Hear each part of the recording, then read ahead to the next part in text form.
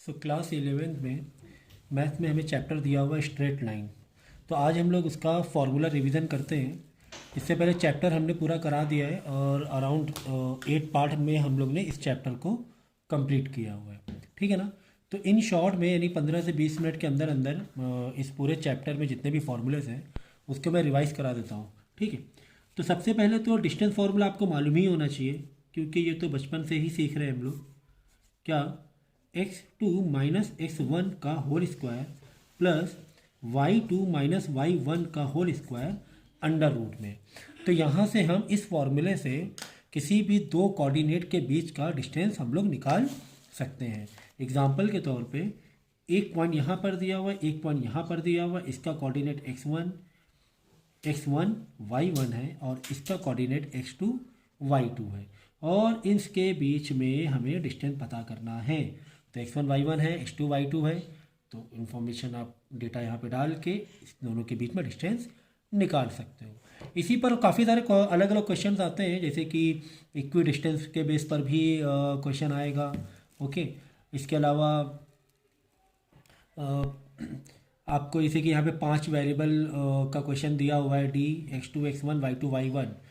तो कभी कभी क्या होता है कि डिस्टेंस दिया होता है, यहाँ पर कहीं पर कोई एक इन्फॉर्मेशन डेटा गायब कर देगा, यानी कि y2 हो सकता पूछ ले, या x1 पूछ ले, या x2 पूछ ले। तो कोई भी एक इन्फॉर्मेशन यानी 5 वेरिएबल में कोई एक इन्फॉर्मेशन नहीं देगा और आपको वो निकालना होगा। ठीक है ना। तो ये तो हो गया डिस्टेंस फार्मूला। ओके। इसे बोलते हैं हम लोग डिस्टेंस फार्मूला। तो क्या करेंगे, एक लाइन मारते जाएंगे, फार्मूले जैसे होते जा रहे हैं उनको हम सेपरेशन देते रहेंगे, जिससे कि कंफ्यूजन ना हो आप लोगों का। ओके। नेक्स्ट है हमारा सेक्शन फार्मूला।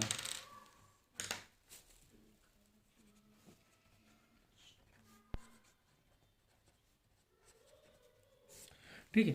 सेक्शन फार्मूले में आपको एक लाइन का डिवीज़न रेशियो दिया होगा, जैसे कि आपको इसे लाइन दी हुई है कुछ इस तरीके से। ठीक है। और इसको डिवाइड किया किसी पॉइंट पी ने, किसी पॉइंट पी ने। ठीक है ना। अब इस दो जो स्टार्टिंग और एंडिंग पॉइंट है, इसके तो कोऑर्डिनेट हो गए x1 y1, इसके कोऑर्डिनेट हो गए x2 y2, और ये जो पॉइंट डिवाइड कर रहा है ये हो गया px py। ओके। तो ये जो लाइन डिवाइड हुई है इसके जो रेशियोज हैं उसको हम लोग एक्सप्रेस करते हैं m1 एंड m2 में। ओके।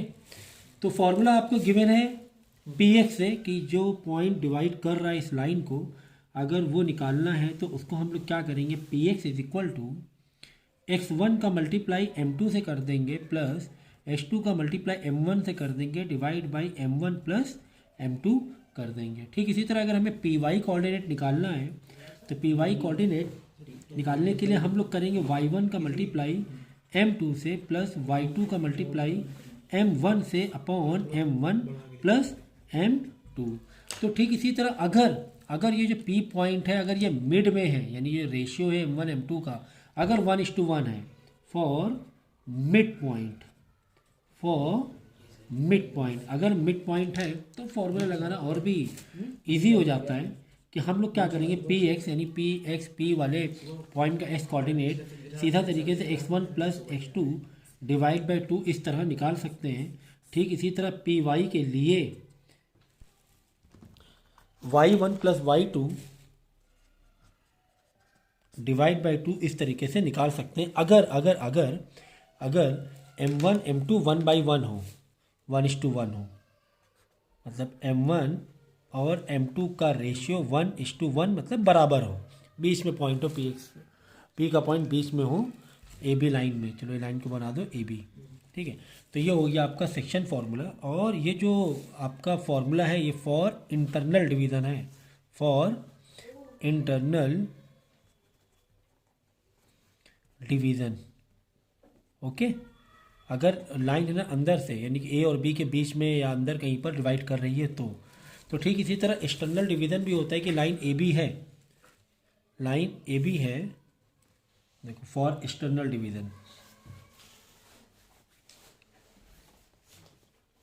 एक्सटर्नल डिवीज़न के लिए आप फॉर्मूला लगा सकते हो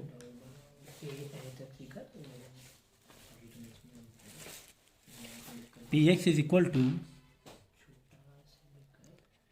M1 का मल्टीप्लाई x2 से माइनस M2 का मल्टीप्लाई x1 से अपॉन M1 प्लस M2।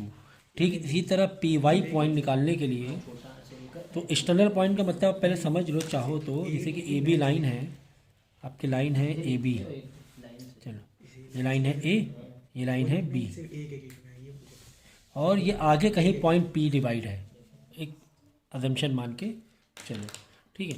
तो पी वाई के लिए इसका फॉर्मूला लगा देंगे M1 का मल्टीप्लाई Y2 से प्लस, देखो अब जैसे यहाँ पे मैंने x1 और M2 लिखा है ना, तो आप ऐसे भी कर सकते हो, x2 पहले लिख दो बाद में M1 लिख दो, लेकिन दोनों नंबर अलग अलग होने चाहिए, ये ध्यान रखना, ठीक है। तो M1 Y2 से मल्टीप्लाई करते हैं या Y1 M2 से मल्टीप्लाई करते हैं, उससे कोई मतलब नहीं है।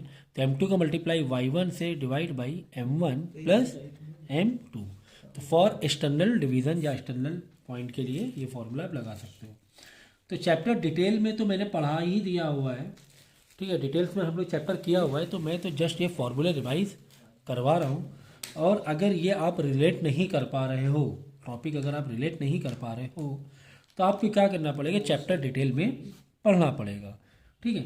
तो अगर हमें पॉइंट सेंट्रॉइड के लिए पॉइंट निकालना है, सेंट्रॉइड का मतलब क्या होता है कि एक आपका ट्राइंगल है, उसमें मीडियन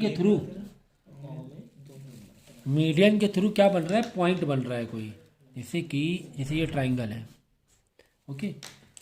एक मीडियन इधर से आई इक्वल टेक्स से, आधा आधा डिवाइड किया, मीडियन का मतलब समझ रहे हो ना, मीडियन का मतलब वो होता है कि किसी वर्टेक्स से अपोजिट लाइन, किसी वर्टेक्स से, ये वर्टेक्स है ना, कॉर्नर है, ट्राइंगल है, अपोजिट लाइन को आधा आधा डिवाइड करें। इस वर्टेक्स से आई, इस लाइन को आधा आधा डिवाइड कर दिया, ठीक है। इसी तरह इस वर्टेक्स में आई, इस वर्टेक्स से आई, ए वाले से ए बी सी ले लो, और बी और सी को आधा आधा डिवाइड कर दिया। तो जहाँ पर इंटरसेक्शन पॉइंट बनेगा उसी को हम लोग बोलेंगे सेंट्रॉइड, ठीक है। तो सेंट्रॉइड को आप चाहो तो जी से भी एक्सप्रेस कर सकते हो, यानी सेंट्रॉइड यानी इस पॉइंट का कोऑर्डिनेट इज इक्वल टू, इस पॉइंट का एक्स और वाई वाला कोऑर्डिनेट इज इक्वल टू, यानी G X is equal to x1 plus x2 plus x3 divide by 3, and G Y is equal to, मतलब इसी पॉइंट, ये point जी है तो इसका वाई वाला कोऑर्डिनेट के लिए y1 plus y2 plus y3 divide by 3। तो काफ़ी इजी है सेंट्रॉइड का फॉर्मूला देखना, ठीक है। तो सेंट्रॉइड का मतलब समझ लो पहले तो, कि जो लाइन ट्राइंगल के वर्टेक्स से आ रही है और अपोजिट लाइन को हाफ हाफ डिवाइड कर रही है, यानी मीडियन, इन शॉर्ट या टेक्निकली क्या बोलेंगे, मीडियन। तो मीडियन, तीनों ट्राइंगल के तीनों मीडियन का जो कॉमन इंटरसेक्शन पॉइंट होता है वो होता है सेंट्रॉइड। फिर सर्कम सेंटर अलग चीज़ हो गई, ऑर्थो सेंटर अलग चीज़ हो गई, वो अभी मैं आगे बताऊंगा कि सर्कम सेंटर ऑर्थो सेंटर क्या होता है, ठीक है।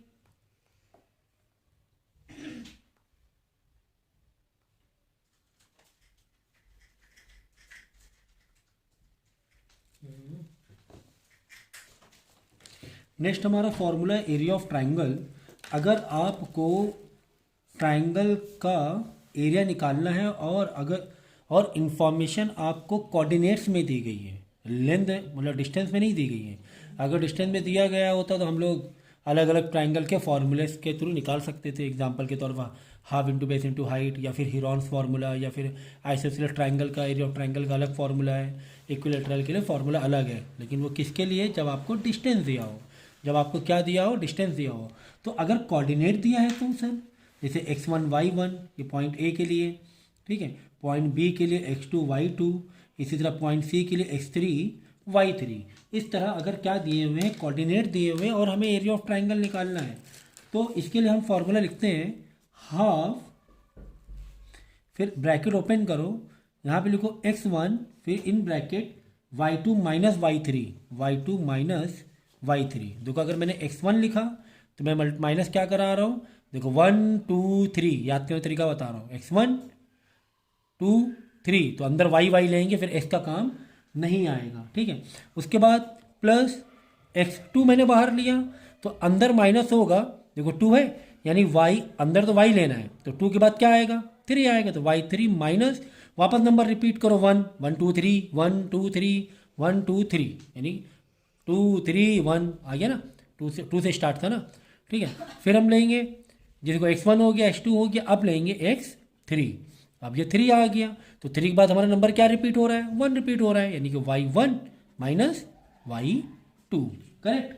तो इस तरीके से ये फॉर्मूला हम लोग एग्जीक्यूट करेंगे और एरिया ऑफ ट्राइंगल निकाल लेंगे अगर आपको कोऑर्डिनेट के फॉर्म में दिया हो, ठीक है। तो ये फॉर्मूला काफ़ी काम आता है और इसी में ही क्वेश्चन आता है, एक वेरी वेरी कॉमन क्वेश्चन आता है कि बताओ कि कोई पॉइंट है वो कोलिनियर है, क्या है, कोलिनियर है। मतलब कि कोलिनियर मतलब होता है तीन कोई पॉइंट है ए बी सी, और ये बताना है कि ये है ना एक कोलिनियर मतलब एक स्ट्रेट लाइन पे लाई कर रहे हैं। तो अगर इसका आंसर यही तीनों के कोऑर्डिनेट यानी x1 y1 x2 y2 x3 y3 value को सबसे पुट करेंगे, और अगर आंसर 0 आ गया, और अगर इन उसका पूरा आंसर 0 आ गया तो हम बोलेंगे ये कोलिनियर है, ठीक है ना। तो फॉर कोलिनियर, तो चलो मैं लिख ही देता हूँ, फॉर कोलिनियर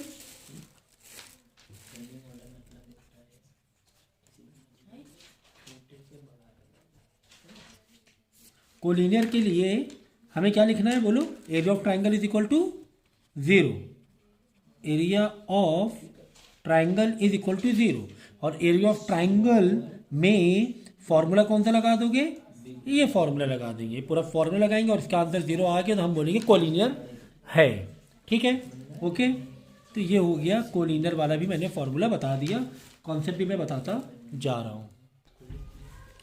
अब नेक्स्ट टॉपिक है हमारे पास equation of line, straight line में इक्वेशन ऑफ लाइन। तो इक्वेशन ऑफ लाइन में 5 to 6 आपके पास फॉर्मूलेस हैं, अलग अलग इंफॉर्मेशन के अकॉर्डिंग आपको अलग अलग इक्वेशन बनानी होती है। तो इक्वेशन का मतलब ये हुआ कि अगर कोई लाइन स्ट्रेट है, कोई लाइन क्या है, स्ट्रेट लाइन है,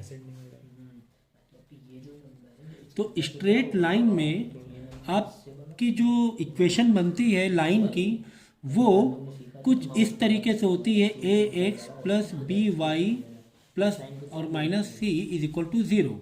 कुछ इस तरीके से अगर आपको कोई इक्वेशन दिखाई दे, इसका मतलब इस इक्वेशन से स्ट्रेट लाइन बन जाएगी।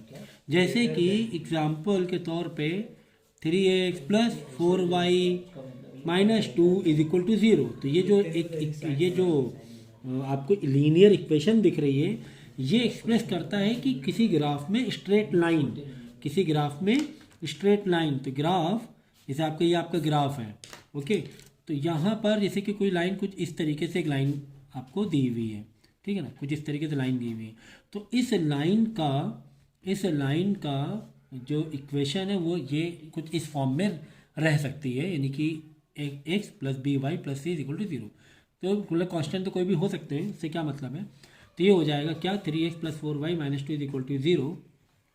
ये एक इक्वेशन ऑफ लाइन की स्ट्रेट लाइन की इक्वेशन हो जाएगी। तो x और y मतलब ये हुआ कि किसी भी पॉइंट में अगर ये जो पॉइंट बन रहे हैं उसका, जैसे कि एक पॉइंट ये बना, अगर इसी पॉइंट का x और y मैं यहाँ पे पुट करूँ, x एंड y, तो ये कंडीशन फुलफिल होगी, मतलब इसका आंसर 0 आएगा। एग्जाम्पल के तौर पे ये पॉइंट x के लिए 3 है, y के लिए 4 है, तो मैं यहाँ पे x में 3 डालूँ, y में 4 डालूँ, तो इसका आंसर 0 आ जाएगा। मैं एग्जाम्पल के तौर पे बता रहा हूँ मैं, ठीक है, मैंने रफली बताया, एग्जाम्पल के तौर पे मैं बता रहा हूँ, ठीक है ना। तो ये होता है स्ट्रेट लाइन का कॉन्सेप्ट। अब इसमें अलग अलग डेटा दिया होता है और उस डेटा के हिसाब से अलग अलग टाइप की इक्वेशन ऑफ लाइन की मतलब की इक्वेशन फॉर्म हो जाएंगी, ठीक है। तो पहला तो मैं लिख देता हूँ स्लोप फॉर्मूला। स्लोप फॉर्मूला क्या होता है कि किसी भी लाइन का एक्स एक्सिस से एंगल कितना बन रहा है, एक्स एक्सिस में कितना एंगल बन रहा है, उसे बोलते हैं स्लोप। और इसको एक्सप्रेस करते हैं हम लोग m से। तो m is equal to y2 minus y1 upon x2 minus x1, ठीक है ना, इसे बोलते हैं स्लोप। और इसी m को हम लोग tan थीटा से भी एक्सप्रेस कर सकते हैं। tan थीटा मतलब परपेंडिकुलर अपॉन बेस, तो tan थीटा की वैल्यू भी वो स्लोप के बराबर ही, मतलब स्लोप ही समझा जाएगा, ठीक है।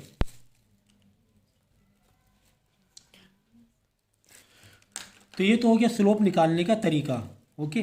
अब हम लोग क्या करेंगे, अब हम लोग अलग अलग इक्वेशन ऑफ लाइन के अलग अलग फॉर्म देखेंगे, अलग अलग फॉर्म देखेंगे। तो चलो मैं यहाँ से स्टार्ट करता हूँ। ए आपको दिया हुआ है स्लोप फॉर्म, अगर आपको बनाना है स्लोप फॉर्म, तो स्लोप फॉर्म का मतलब ये हुआ कि आपको कुछ इन्फॉर्मेशन गिवन होगी और उस इन्फॉर्मेशन के अकॉर्डिंग आपको इक्वेशन बनानी होगी। तो इसमें स्लोप फॉर्म में क्या इक्वेशन दी होगी, क्या इन्फॉर्मेशन दी होगी, एक तो m दिया होगा और एक तो c दिया होगा। अगर ये दो इन्फॉर्मेशन गिवन है तो आप स्ट्रेट लाइन की कौन सी इक्वेशन बना सकते हो, y is equal to M X plus C में स्ट्रेट लाइन को एक्सप्रेस कर सकते हो। m मतलब क्या सर, m मतलब स्लोप, c मतलब क्या, c मतलब y इंटरसेप्ट, c का मतलब क्या है, y इंटरसेप्ट। y इंटरसेप्ट का मतलब ये हुआ कि वो जो लाइन है स्ट्रेट वो y वाले एक्सिस में कहाँ पर इंटरसेप्ट कर रही है, कहाँ पर इंटरसेप्ट या यहाँ कहाँ पर काट रही है, वो हो गया c। जैसे यहाँ पे y में समझ लो 2 में कट कर रही है तो यहाँ पे लिखेंगे हम 2, ठीक है। m का मतलब होता है स्लोप और इस m को कुछ इस तरीके से भी सॉल्व कर सकते हैं। तो स्लोप फॉर्म हम कैसे बनाएंगे, जब m और c यानी कि आपको स्लोप एग्जाम्पल हो सकता हो तुम्हें tan थीटा दिया हो सकता हो तुम्हें एंगल दिया होगा tan थीटा दिया हो और आपको c दिया होगा, y इंटरसेप्ट दिया होगा, तो आप इस फॉर्म में लिख देना, ठीक है ना, इस फॉर्म में लिख देना। तो डिटेल यानी कि स्ट्रेट लाइन का अगर आप पहला वाला पार्ट देखोगे ना उसमें मैंने काफ़ी अच्छी तरीके से मैंने सारे फॉर्मूलेस करवाए हुए हैं। तो ये हो गया एक स्लोप फॉर्म। तो अलग अलग जो मैं हम लोग फॉर्म के फॉर्मूले लिख रहे हैं ये डिपेंड करता है आपको इन्फॉर्मेशन क्या गिवन है, ठीक है। तो चलो दूसरी वाली हम लाइन फॉर्म देखेंगे, पॉइंट स्लोप फॉर्म। क्या देखेंगे, पॉइंट स्लोप फॉर्म। इसमें क्या दिया होगा, इसमें आपको 2 पॉइंट गिवन होगा। गिवन क्या होगा, चलो मैं ऐसे लिख देता हूँ, गिवन क्वेश्चन में क्या गिवन होगा कि हम पॉइंट स्लोप फॉर्म बना लें। तो एक तो पॉइंट यानी कि x1 और y1 दिया होगा, ओके, एंड स्लोप यानी कि m भी दिया होगा। अगर x1 y1 और m दिया हुआ है तो हम लोग कुछ इस तरीके से एक न्यू इक्वेशन बना सकते हैं। देखो ऐसे y minus y1 is equal to m in bracket x minus x1, यानी y1 की जगह y1 की वैल्यू डालेंगे, x1 की जगह x1 की वैल्यू डालेंगे, m की जगह m की वैल्यू डालेंगे और आपका जो भी है थोड़ा बहुत सिंप्लीफाई करने के बाद कुछ इस तरीके से फॉर्म दिखेगा। यानी x और y में कुछ नहीं डालना है, ये तो इक्वेशन रहेगी ना x और y के फॉर्म में, है ना, x और y तो आपको दिखाना ही पड़ेगा ना x और y। तो y1 और x1 जो कि क्वेश्चन में दिया होगा और m दिया होगा तो आप इस एक्सप्रेशन में स्ट्रेट लाइन को दिखा सकते हो, ठीक है। तो स्लोप फॉर्म हो गया, पॉइंट स्लोप फॉर्म हो गया। Next 2 point form. नेक्स्ट क्या है, 2 पॉइंट फॉर्म। तो इसमें क्या होगा, इसमें तुम्हें m नहीं दिया होगा, तुम्हें 2 पॉइंट दिए होंगे। यहाँ पे x1 y1 और m दिया था, लेकिन यहाँ पे क्या दिया होगा, यहाँ पे दिया होगा x1 y1 x2 y2। अगर ये दिया हुआ है तो आप कैसे निकालोगे, बताओ कैसे फॉर्म बनाओगे आप। सबसे बड़ा नंबर तुमने करा, उसको पढ़ के तुमने लिख दिया, उसको काट दिया। अब इनमें देखो सबसे बड़ा तो ये जो फॉर्म है वो इसी से ही आई है। देखो इसको मैं कैसे कर रहा हूँ, देखो y minus y1 is equal to, अब यहाँ पर तुम्हें स्लोप तो दिया नहीं है तो कोई बात नहीं, स्लोप नहीं दिया लेकिन स्लोप का हमें फॉर्मूला तो पता है, m का हमें फॉर्मूला तो पता है। तो कैसे करेंगे, y2 माइनस y1 इस m की जगह upon x2 minus x1 in bracket वापस x माइनस x1। तो y और x में आपको कोई वैल्यू नहीं डालनी है, बाकी हर जगह यानी कि y1 की जगह y1, y2 की जगह y2, x1 की जगह x1 और x2 की जगह x2 ये वैल्यू डाल देंगे और y और x के फॉर्म में एक line of equation of line आ जाएगी, ठीक है। चलो एक जो हो गया 2 पॉइंट फॉर्म। नेक्स्ट तो ये जो फॉर्म हम अलग अलग लिख रहे हैं, ये अलग अलग क्यों लिख रहे हैं, तो ये डिपेंड कर रहा है इन्फॉर्मेशन के ऊपर कि आपको इन्फॉर्मेशन क्या दी जा रही है। अगर आपको m और c दिया जा रहा है तो इस फॉर्म में लिख लो स्ट्रेट लाइन को। अगर आपको x1 y1 और m यानी कि x1 y1 और स्लोप दिया जा रहा है तो इस फॉर्म में लिख लो। अब अगर आपको x1 y1 x2 y2 दिया जा रहा है और स्लोप नहीं दिया जा रहा है तो इस m की जगह इसको चेंज कर देंगे, m का फॉर्मूला लिख देंगे। देखो m की ज़रूरत ही नहीं है, y1 y2 हमें मालूम है, x1 x2 हमें मालूम है, it is given. Okay, next form होता है हमारा इंटरसेप्ट फॉर्म। नेक्स्ट फॉर्म हमारी फॉर्म क्या है?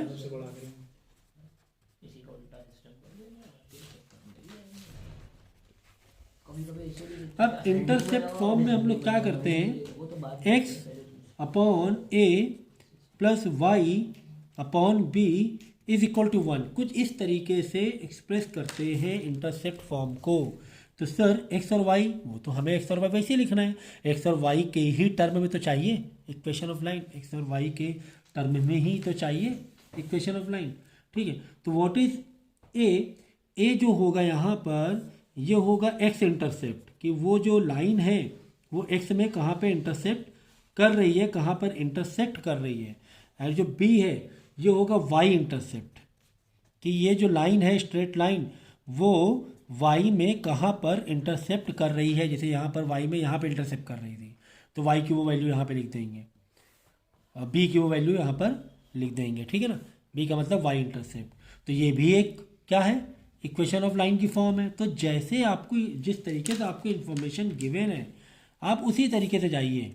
ठीक है, तो मैं यहाँ पे फिफ्थ वाला लिख रहा हूँ। फिफ्थ होगा आपका पैरामेट्रिक फॉर्म। कहाँ 3 है यार, ये तो इतना बड़ा यार, ये तो बंद है ताकि ये है खराब है। अब देखो पैरामेट्रिक फॉर्म में हम लोग कैसे बनाएंगे,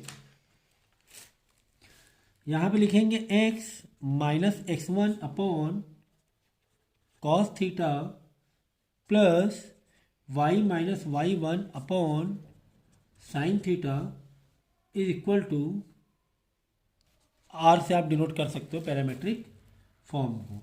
ठीक है ना, तो जैसे लाइन है आपका, ये हो गया पहला वाला पॉइंट समझो a है, दूसरा पॉइंट b है, तो ये हो गया x1 y1, ये हो गया x2 y2। अब इसी का कॉस और साइन वाला हम लोग कंपोनेंट लेके टैन को हम लोग कन्वर्ट कर देंगे। ये जो स्लोप है ना, स्लोप, इसके स्लोप को हम कन्वर्ट कर देंगे कॉस एंड साइन में। ठीक है ना, मतलब दूसरी वैल्यूज निकाल लेना ट्रिग्नोमेट्रिक रेशियो के हिसाब से। बाद में ये हो गया पैरामेट्रिक फॉर्म, तो कितना होगा 1 2 3 4 5, कोई एक कम हो रही है क्या, 2 पॉइंट फॉर्म हो गया, पॉइंट स्लोप हो गया, तो 1 2 3 4 5। फिर एक और है आपकी नॉर्मल फॉर्म। ठीक है ना, तो मैं यहाँ कराता हूँ नॉर्मल फॉर्म। ये नॉर्मल फॉर्म में हम लोग काफ़ी अच्छे तरीके से किया हुआ था, इवन कॉम्प्लेक्स नंबर में भी हम लोग ने ये पढ़ा था। ठीक है, तो नॉर्मल फॉर्म में क्या इन्फॉर्मेशन आपको गिवन होगी कि आपको नॉर्मल फॉर्म में हमें करना पड़ रहा है। ठीक है ना, तो इसमें x कॉस अल्फ़ा होगा plus y sine alpha is equal to p, इसी को हम लोग बोलते हैं नॉर्मल फॉर्म। ठीक है ना, बेसिकली इसमें होता है क्या है कि एक ग्राफ में अगर आपको ओरिजिन से परपेंडिकुलर बना रहे हो, नॉर्मल बना रहे हो, जैसे कि ग्राफ है, ये ग्राफ है, आपकी एक लाइन कुछ इस तरीके से आ रही है, तो आप क्या कर रहे हो ओरिजिन से, और ये जो है ये एंगल कितना है, थीटा है, स्लोप है ना, ये हमेशा x से एंटी क्लॉकवाइज दिखाया जाता है। स्लोप कैसे दिखाया जाता है, x एक्सिस से एंटी क्लॉकवाइज। तो हम क्या करेंगे, एक परपेंडिकुलर बनाएंगे ओरिजिन से इसमें, इस लाइन पे, और ये वाला एंगल लेंगे, और यही एंगल होगा हमारा अल्फ़ा। यही एंगल क्या होगा, अल्फ़ा होगा। ठीक है, समझ में आ गया। तो इस तरीके से हम लोग p की वैल्यू निकाल सकते हैं।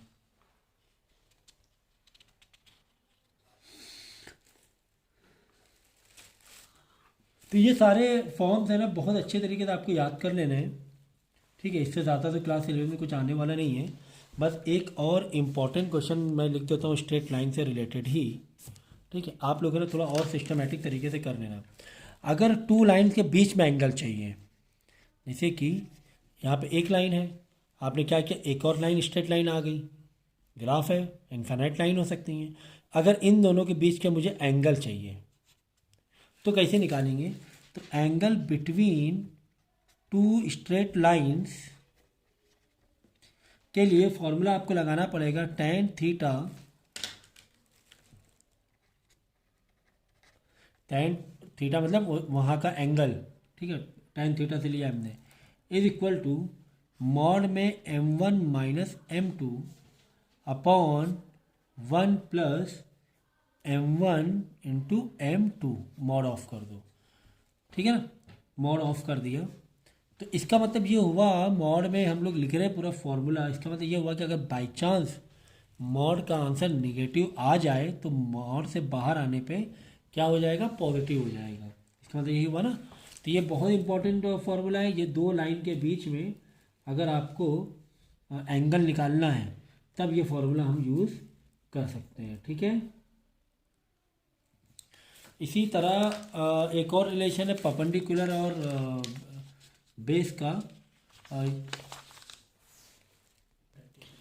ठीक है। तो फिलहाल इतने फॉर्मूलेस काफ़ी हैं, और बाई चांस क्वेश्चन करते टाइम हो सकता है और भी कुछ नए फॉर्मूले या नया कोई कॉन्सेप्ट मिल जाए तो उसे हम लोग उसी टाइम अटेम्प्ट कर लेंगे। लेकिन ये तो स्ट्रेट लाइन का बेसिक था, काफ़ी इजी फॉर्मूले दिए हुए हैं आपको। मेनली जो फॉर्म है ना अलग अलग है, 1 2 3 4 5 6 7, ये फॉर्म को बहुत बहुत बहुत अच्छे से याद कर लेना। ये वाला फार्मूला है, जो दो लाइन है, दो लाइन के बीच में अगर हमें एंगल निकालना है तो ये वाला फार्मूला लगा देंगे, tan theta is equal to mod में m1 minus m2 upon 1 plus m into m2, ठीक है ना, ये फार्मूला लगा देंगे। इसके अलावा अगर दो लाइन, ये भी आपको मालूम होगा 10th में पढ़ा था कि अगर दो लाइन के बीच में आपस में पैरेलल हैं, if two lines are parallel, तो इन दोनों के स्लोप ही इक्वल हो जाएंगे, यानी m1 is equal to m2 हो जाएगा।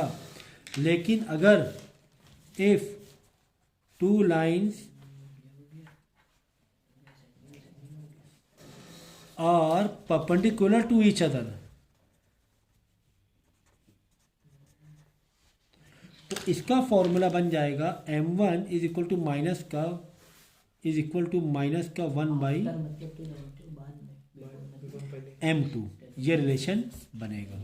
यानी कि m2 ऊपर आएगा तो m1 into m2 is equal to -1 आएगा। तो इतने सारे फॉर्मूले हमें यूज़ करने हैं, और भी 2-3 फॉर्मूले हैं, वो मैं जब मैंने क्वेश्चन उसमें कराए तो उसमें आप देख लो तो ज़्यादा बेहतर रहेगा, क्योंकि उसके लिए एक प्रॉपर लेक्चर की ज़रूरत है। ओके।